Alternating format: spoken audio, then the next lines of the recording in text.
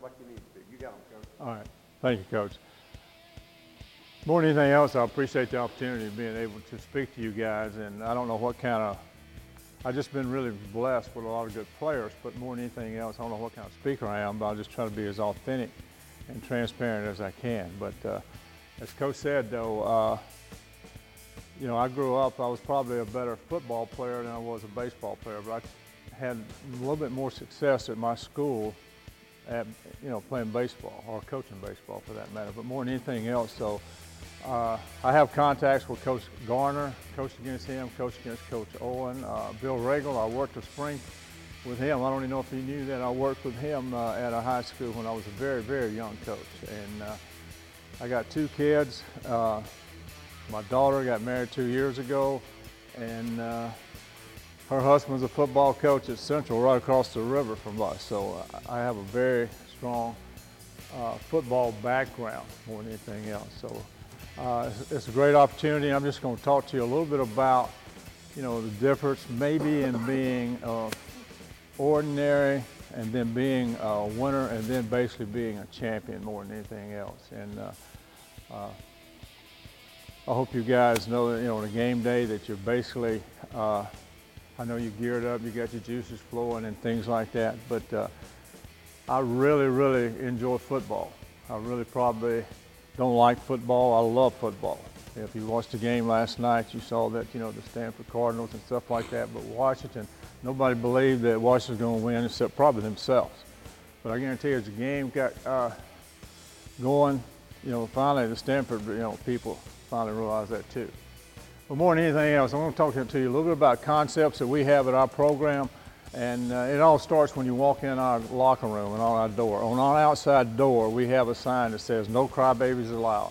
And every door that you go into, we got a nice hitting facility, we got a weight room, we got a press box, we got a concession stand, all that. But when you go into any door in our facility, it basically, you know, that sign's there, no crybabies allowed. It has a definition of what a crybaby is. It says a person that whines, complains, or is not really satisfied or tries to put themselves above, basically, the team. So you cannot be a crybaby and play at our place. You cannot make excuses and play at our place. There's 2 reactions in life. Number 1 is you get the job done, or you try to make excuses and rationalize your basic performance. I talk to our guys a lot of times about different games. Right now, the biggest thing going right now, you know, you may not be a golfer, but the Ryder Cup's big.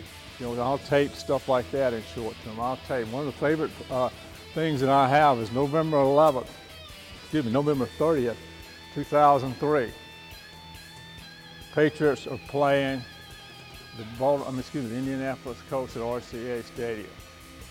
Scores 34 to 31. There's 5 minutes left. The Patriots have the ball. Marcus Falk, their running back, fumbles on the 11. In comes Peyton Manning at that time, and they get the ball first and 10 about their 40. 3 and out. They have to kick a field goal. It's 38-34. New England gets the ball back with about 2 minutes left. Indianapolis holds them. They have to punt, 18-yard punt. There's about a minute and something left in the ball game. They used to show this to our team all the time. Showed it to them last year. Indianapolis gets the ball back. 2 minutes left. They got Peyton Manning. You know, they got Edgerrin James. You know, they're excellent. They got great players. So they get the ball. New England holds them. 3rd down, 11. They come. There's a pass interference call. And put the ball on the 1-yard line. Make a long story short, New England holds them 4 times from the 4. There's a timeout, and in that timeout, Bill Belichick's over there. You know, they got Willie McGinnis, they got Teddy Bruschi, you know, they got Richard Seymour, those guys. And Belichick is telling them, you know, just do your job. Do your job. And then Richard Seymour says, hey, not only that, do your damn job. You know, and they go back out there, they call timeout, 4th and 1 on the 1-foot line. Willie McGinnis, they turn around and give the ball to Edgerrin James. McGinnis busts through there. breaks up the play. And the mantra in that 2003 team was basically, after that goal line stand, was just put the ball down. Just put it down, wherever. Just put it down, and we'll play. We'll play in the parking lot. We'll play at the mall. We'll play at your place. It doesn't matter. Just put the ball down and we'll play. And I know that, you guys are maybe not as big as you've been in the past. I talked to Coach a little bit about that. But, you've got a job to do, and just basically do the best you can. We never talk about winning at our place. We just talk about doing the best you can. We don't get out of this polar thinking, there's winning, there's losing, there's heaven, there's hell. You got to just do your best. You're going to be loved and supported by your parents, your teammates. You're going to be loved and supported by your coaches. Just do the best you can. You got a job to do, just basically do it. And our theme last year, on our particular year, was just don't worry about anything but doing your job, like I've already talked about, but also running to the roar. And there's a guy by the name of Paul Asante. You probably never heard of him, but he's won 13 straight national championships in squash and handball at a small college in Trinity in upstate Vermont. But Run to the Roar for us was basically about overcoming fear, having confidence, and doing the best you can.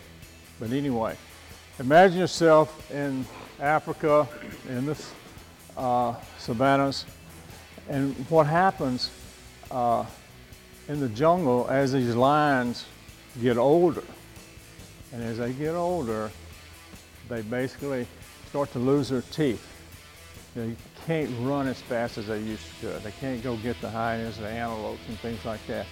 But what they do is they still can roar. They still can make loud noises.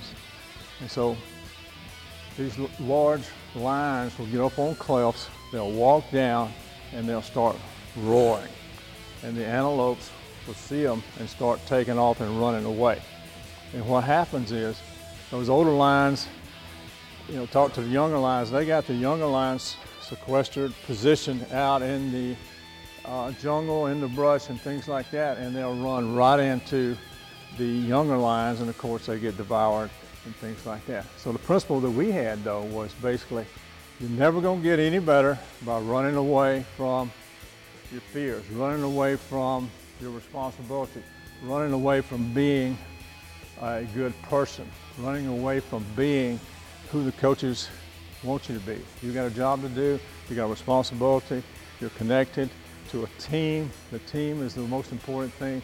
Go back and you'll be a lot better off by just, realizing that, when they put the ball down, when the official blows a call, the official's been kind of a coach speak buzzword the last couple of weeks with the replacement thing.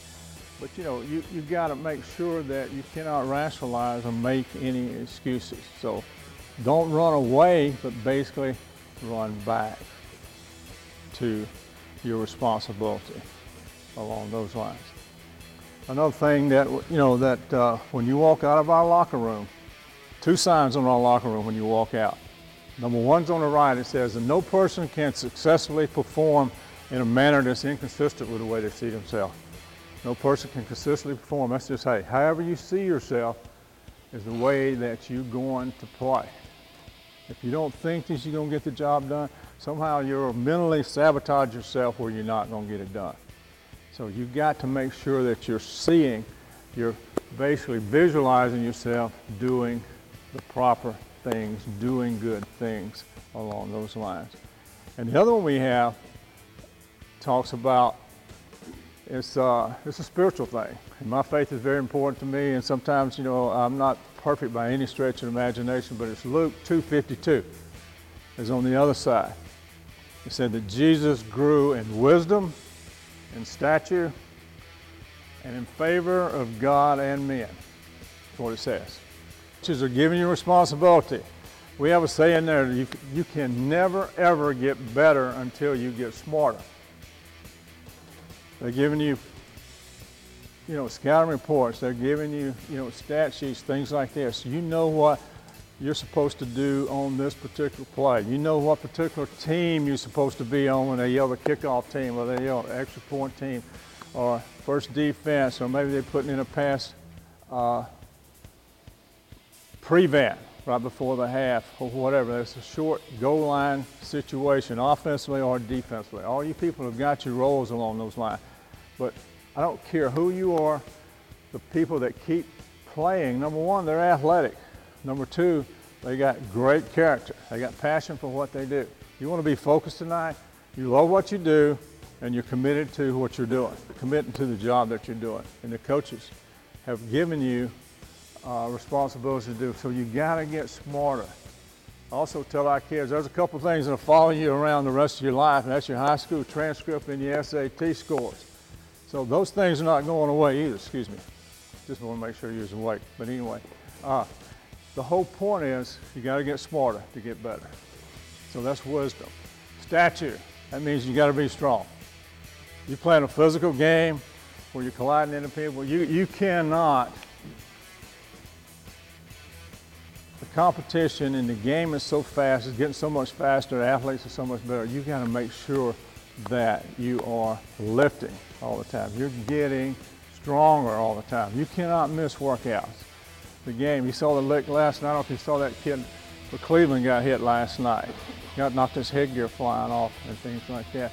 You know, he laid down and of course he got back up, but the guy was, when you get people moving that fast and that strong, you got to give your body the chance to do the physical task, and there's no other way around it. You cannot stay healthy without being in great shape physically. So that's the stature part. So you cannot miss out on weight room. Because some of you people, I don't know, you know who Rex Ryan is? Okay, who is he? Okay, good. I don't know if you know anything about it. What team? Jets, okay. His dad was a big defensive guy. His dad was a World War II vet, and Buddy Ryan. But he goes back, and he gave an analogy last year I heard, because I tape everything, saying I'm giving you a lot more football stuff than I am baseball stuff because it means a lot to me. But he talks about, I don't know if he talks about the difference between roaches and ants. He says, that you can grab ants, give them in a bottle, a little cup, shake them out, and they'll fall out on the floor and they'll get right back in line. So you got to have more ants on your team. If you get roaches, you cut the lights on and they scatter. They just go everywhere. And you can have a roach or two on your team, but you can't have too many. The ants have got to carry the team. That means they're always looking for ways to get better along those lines. So you got to be stature. You got to be strong. And the other one is you got to be in favor with God and men. You got to have a connection. You got to have a spiritual connection. There's a bigger force than all of us out here. And nobody gave a better example than Jesus how to live your life. You can say what you want to, I don't know what your faith is, but wherever Jesus went, everything was always better when he did what? When he left, right? When he left there, everything was better. And then the other one, of course, is wisdom, stature, be in favor of God, and be in favor of men. You got to be able to get along with people. You got to be a pliable, cooperative teammate. You got to put the team first. You got to be subordinate to your coaches. They're persons of authority, and you got to respect that. The biggest team you'll ever have, of course, is your family. But when you come in here, this team is bigger than anybody else. And we've had some high-profile players in our baseball program. We've had guys, we had 2 high school All-Americans last year, which, made it pretty easy for us until, my wife could have coached them into a winning team. But we wanted to be champions. We wanted to be the best that we could be. And had a chance to hear Coach K talk last year, and the biggest thing that he did, and he did it again this year, but we were right there in Columbus, Georgia, by Fort Benning, but he went out and got some wounded soldiers in Iraq and wounded soldiers in Afghanistan, and he wanted those people like LeBron James and Dwayne Wade, and those particular Carmelo Anthony, he wanted to see those people putting the ultimate sacrifice, the basic, and he said it. He said the most important team in the world is our military forces. And so But he got a couple of people there, and I heard him speak though, and he talked about how to be a champion and how, dealing with, he was assistant coaching, with Bobby Knight when they won in '84 and things like being around Michael Jordan, those guys. But the biggest thing he said though is those people were great teammates. Now, were they gifted? They're freaks. I mean, those people are the best athletes in the world. But the Kobe Bryants and people like that, he said that Kobe Bryant came in and said that he came in early, 2 days early. He said, I want to make sure, Coach, that we're on the same page, and I want to guard the best player on the other team. I'm not even going to worry about scoring. He's a pretty good scorer, isn't he? Now, he can shoot a little bit. He's pretty good. He probably could have won the scoring contest last year. Now, he's a little bit maybe behind Kevin Durant now and LeBron James, but he's still pretty good, in his older age. But the whole point is, he said, I'm not going to worry about scoring. He said the first scrimmage game they had, he didn't even shoot the ball the first half. Didn't even shoot the ball the first half. It was his goal to take the best player out of the other team, okay? So in talking to you, wrap this up real quickly. Basically, you want to win tonight. I know what football is all about. You got to, and I know the coaches have talked to you about doing your job. Win the kicking game. Basically, I don't care who you are, you never know. If you're a long snapper, you may be the second team long snapper. But win the kicking game.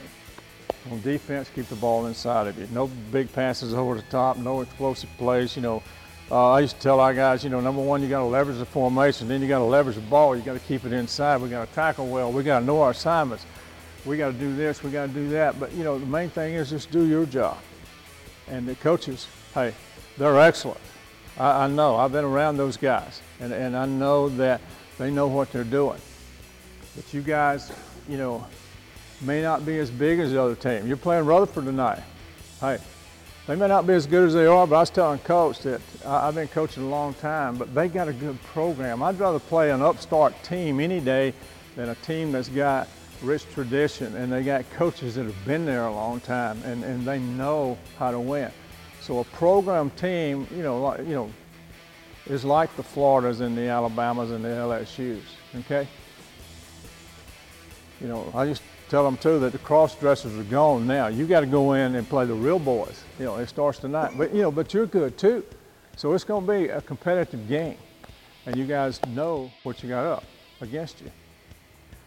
But anyway, last thing I'll close with is, and this is another thing we talk about. I tell our guys all the time, and they know this. To win, you got to be mentally tough. 4 things. If you don't remember anything else, remember this. You got to be mentally tough. You got to be physically tough. You got to play your strengths. Everybody in here's got different skill levels. You got different positions. We got kickers. We got throwers. We got catchers. We got linebackers. We got fullbacks. We got guys that blocks. We got guys that come off blocks. We got linebackers. We got that attack inside out. We got hopefully cornerbacks. I used to tell our cornerbacks, I used to love to have those cornerbacks that could just take the wide outside the game. Who's a cornerback here? Real quickly. Good. I just like to walk up to my cornerback and say, hey, nice to see you at halftime. Take the wide outside the game, we'll talk at halftime. Along those lines. Your quarterbacks, just do what the coaches asked you to do. Don't try to be a hero. Hey, don't give a lot of, don't worry about great plays. Just don't have any bad plays. Just, be simple in your progressions. Do what they asked you to do along those lines. Mentally tough, physically tough. You're going to get hit tonight. It's a tough game. Sometimes you don't want to win, hey, just hit them in the mouth, hit them in the mouth, hit them in the mouth till they let you score. Physically tough. Play your strengths. And the last one, there'll be certain times when the game's on the line. And when the game's on the line, you got to do what? You got to respond. Have that chip on your shoulder that when the game's on the line, you got to respond. Okay? We got that sign too. I got signs all over the place. But you know who said that? In 1988, a guy by the name of Bill Parcells. You ever heard of him? He's a coach, he's a football coach. Pretty good, right? He won a couple Super Bowls. You know who his offensive coordinator was? When he won those Super Bowls, Tom Coughlin. He's won a couple. You know who his defensive coordinator was when he was with the Jets? Bill Belichick. Had a pretty good staff, didn't he? I'll come in there and ask our guys all the time about who the coaches are, what the coaching trees are here. I want them to know that, Urban Meyer started off in Bowling Green, Kentucky, or whatever. Or Nick Saban was at Toledo, where he was before he was anywhere else. He was a defensive back coach for Jerry Glanville at one time for the Houston Oilers. He was a head coach at Miami. Bill Parcells went to Dallas. You know who his offensive coordinator was at Dallas? Sean Payton. Sean Payton's been, won a Super Bowl with New Orleans, got into Bounty Gate and all those other things. You know who his quarterback coach was? Jason Garrett, the head coach now. So, there's a lot of ways that you guys can get better. And by listening to your coaches, just doing the best you can. But the main thing is, I want you guys to remember that regardless of what happens, what time is it now, Coach? 9:20, hey, you kick off at 7. What can you do now between now and 7? You can rest, you can hydrate, you can eat right, you can go be, in classroom, be the right kind of person that you're supposed to be along those lines. But remember, Jesus grew in stature, wisdom, and favor of God and me. And that means relational, you guys. Be coachable, be teachable. Nobody ever has a corner on anything. That's the reason I brought up those coaches, not to tell you that I keep up with those things like that. Mainly because, like I said, my son-in-law is a football coach, and I got to make sure he knows what the heck he's doing. Because, I'll quiz him all the time, and I buy the football manuals and stuff like that and give them to him because trying to mentor him a little bit along those lines. It's a huge responsibility that you guys got tonight. But I do appreciate the opportunity to speak to you guys. Like I said, we won 12 state championships, played for about 6 or 7 other ones. And the biggest thing, though, is that we've had guys, number one, that always wanted to get better. 2 years ago, we used our theme that year was sharpen your sword. There's a guy by the name of Coach Leach. He's at Washington State right now, and used to be at Texas Tech. And I heard him say that one time about he studied Pirates and all that, came out in a Pirate uniform. But the biggest thing before the Pirates ever went to sleep, they always did what? They went below and sharpened their sword. So you can always get better. Okay? Be the best you can. Okay? Run to the roar, basically, and then physically tough, mentally tough. Play to your strengths, and when the game's on the line, you got to respond. Not only do your job, there's a guy by the name of Winston Churchill, last thing I'll tell you. And this is another sign that we have. You know him? You ever heard of him? Who was he? Kinda. He was prime minister back in World War II. Anyway, he made a famous speech, never give up, along those lines. One of the greatest speeches. That's the only thing he ever said. But more than anything else, sometimes, during the ball game tonight, you can give up, you can back up, or basically, by God, you can stand up. And that's what you can do. And here's the last quote, though, what he says. Sometimes doing your best is not enough. So it's kind of contradictory. So sometimes you got to do what's required. Do your best, but sometimes you got to do what's required. Any questions you guys want to ask me about? I've had some good players. I've had, luckily, 4 players who play in the big leagues, and they all were very athletic. And I like to say this, being a baseball guy, I like to have football players. My son played football all the way up to middle school. After that, he did not play football because he was 6'2½" and weighed about 160. He was kind of like a fungo walking around with ears. If you know what a fungo bat is. But the main thing is, he played basketball, and he was so I like for our guy, he was a real good basketball player. And he's still playing baseball professionally now. But the whole point, though, is that Be athletic. Play as many sports. You football players run track. You guys, it's okay to play basketball, but you got to live. You got to keep playing. Play the other sports. You'll get transferable skills from those other sports that you cannot get from being just a football player or a baseball player. And tell those baseball players out there that, those pencil neck guys walking around that think they own the place, they need to be out here where you guys are.